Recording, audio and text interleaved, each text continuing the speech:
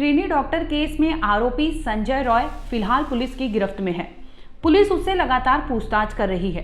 रोज कोई ना कोई वो खुलासा करता है, जिसमें पहले तो उसने बताया था कि उसने जुर्म को कैसे अंजाम दिया था, जिसके बाद वो वहां मर्डर करने के बाद भाग निकलता है। भागने के बाद वो फिर से अपने घर पहुंचता है और घर पहुंचने के बाद जो उसने कार्य किया था, जो उसके आगे के कार्यक्रम थे, वो सारे उसने पुलिस को खुलासा किया है। आगे क्या कुछ बताया इस वीडियो में बताएंगे। नमस्कार, आप देख रहे हैं क्राइम तक। मैं हूँ अश्विनी सिंह। दरअसल आपको बता दें कि शुक्रवार यानी 9 अगस्त की बात है, जब सुबह उसने 3 से 5 बजे के बीच में ट्रेनी डॉक्टर का पहले तो रेप किया। हालांकि ये अभी अब बताया जा रहा है कि उसने रेप किया था। रेप के बाद उसने उसके बॉडी पे इतने चोट दे दिए थे कि उसे देखकर लोग सिहर गए थे कि आखिर इस तरह से दरिंदगी कैसे कोई कर सकता है। हालांकि अस्पताल जो है और पुलिस वाले हैं पहले तो यही बता रहे थे कि ये खुदकुशी का मामला है, लेकिन जैसे ही वहाँ पर मौजूद डॉक्टर की टीम पहुँचती है, वो उनके दोस्त पहुँचते हैं, वो फटाफट इस केस को लेकर बोलने लगते हैं, प्रोटेस्ट करने लगते हैं कि ये हो ना हो, ये केस इतना आसान नहीं है जितना आसान दिखाया जा रहा है। जिसके बाद पोस्टमार्टम रिपोर्ट आता है और पूरे मामले की गुत्थी सामने आ जाती है। दरअसल होता यूँ है कि लेडी डॉक्टर अपने सेमिनार हॉल में सोई रहती है। इसी दरमियान संजय रॉय वहाँ आता है और उसके साथ दरिंदगी करता है और उसे ब्लूटूथ ईयरबड जो होते हैं वहाँ उसके तार मिलते हैं, जिसकी वजह से वो आखिरकार पुलिस के हत्थे चढ़ जाता है।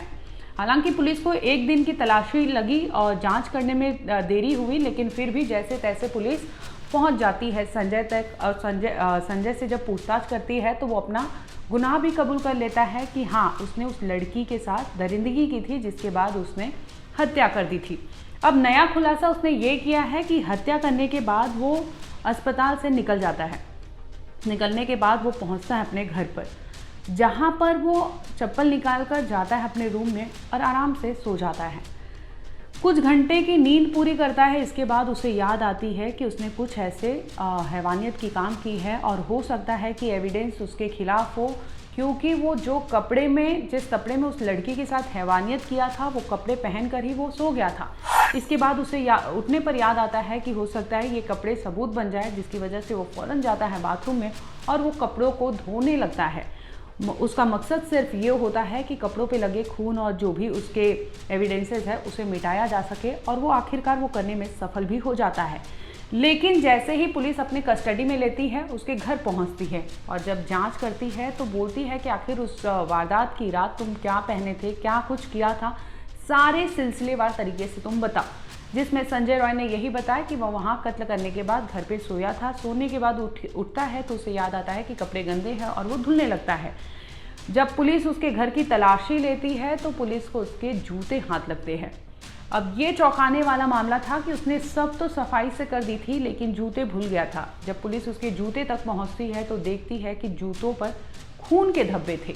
इसके बाद पुलिस उससे पूछती है कि कौन से कपड़े तुमने धुले हैं। वो कपड़ों को भी अपने पास लेती है और उसके सारी चीज़ों को लेकर वो फॉरेंसिक जांच के लिए भेज देती है कि आखिर एविडेंसेस जो कड़ियाँ जुटेंगी इस केस को सॉल्व करने के लिए वो जुटाया जा सके। और पुलिस इस तरह से उससे ये सारी चीज़ें ले लेती है और जूतों पर मिले खून के निशान जब मिल जाते हैं तो पुलिस के लिए एक अहम सबूत होगा जो कोर्ट में उन्हें प्रूव करना पड़ेगा।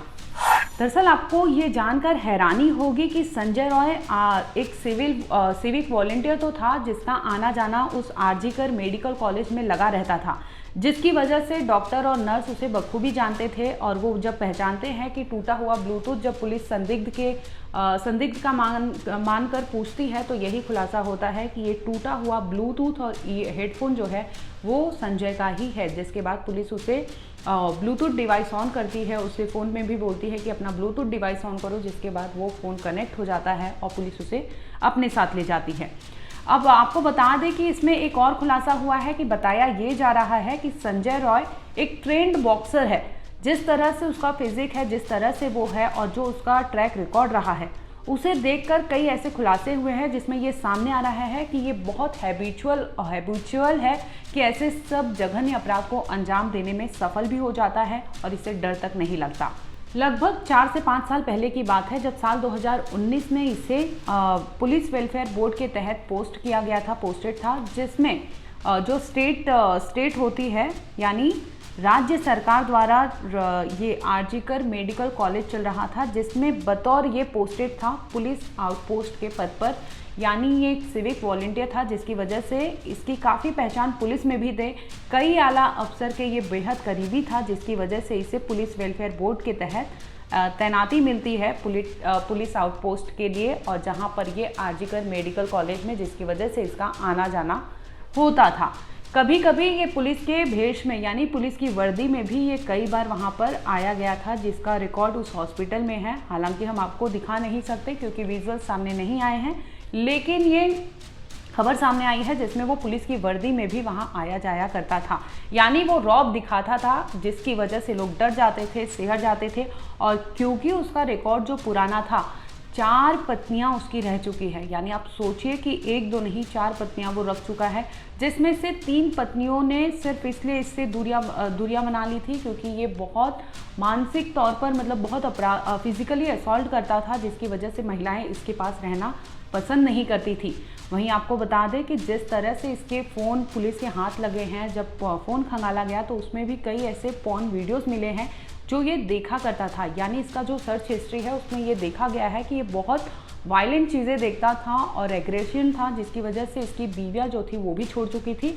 और फिलहाल जो ट्रेनी डॉक्टर केस है, उस टाइम भी अगर इसे जब अरेस्ट किया जाता है और मोबाइल खंगाला जाता है, उस वक्त भी इसके फ़ोन से ये सारी चीज़ें मिल रही हैं, जो ये साबित करता है कि किस तरह से इसने इस ट्रेनी डॉक्टर के साथ हैवानियत की होगी। और आखिरकार उस डॉक्टर की कोई गलती नहीं थी, सिर्फ वो सोने गई थी। चंद मिनट की नींद उसकी इतनी भारी पड़ गई कि उसकी ज़िंदगी ही उससे छिन गई। जैसे ही ट्रेनी डॉक्टर का ऑटोप्सी रिपोर्ट सामने आता है, उसमें कई खुलासे होते हैं। जिस तरह से बॉक्सर संजय ने उस ट्रेनी डॉक्टर के साथ हैवानियत की थी, उसका भी काला चिट्ठा इस ऑटोप्सी रिपोर्ट में सामने आया है।